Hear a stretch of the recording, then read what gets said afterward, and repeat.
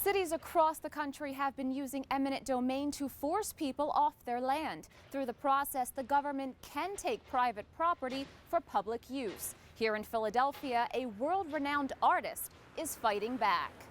My story is a tragic one, but it's not alone.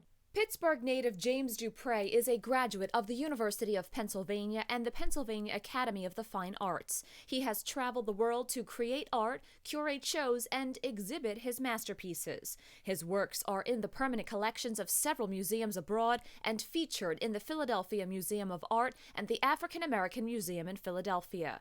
In 2010, Dupree was the recipient of the Living Legends School of Design Award from the University of Pennsylvania.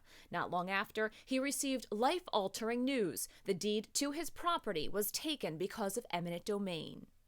Now they have a law to take my free and clear deed, my property, 34 years into my 35-year dream studio, built with my own two hands, my own money, didn't ask anybody for anything. Under the power of eminent domain, a state or national government can take private property for public use, which includes delegation to third parties who will devote it to public or civic use, or in some cases, to economic development. Here on Haverford Avenue in the Mantua section of the city, Dupree has built his life's dream, a unique art studio, museum, gallery, and residence. But now he could lose everything. It has never been about the money for me. It has been about the principle that our city government would act so egregiously on taxpayers. I've worked really hard. I cannot build this again. According to a spokesperson from the Office of Housing and Community Development, there are still plans in place for this area that would include a supermarket, which officials say is needed.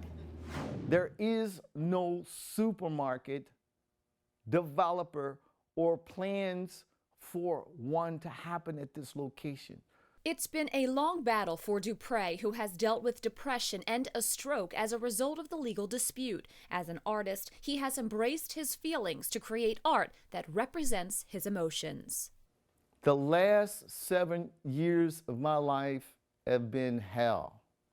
You wake up every day living a life of uncertainty.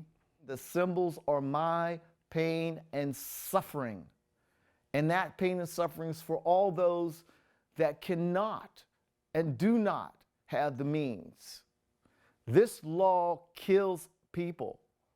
Currently, Dupree is still in litigation with the city and says he hopes officials will return his deed so he can again be the lawful owner of his property. In Philadelphia, I'm Veronica Dudo for MeTV.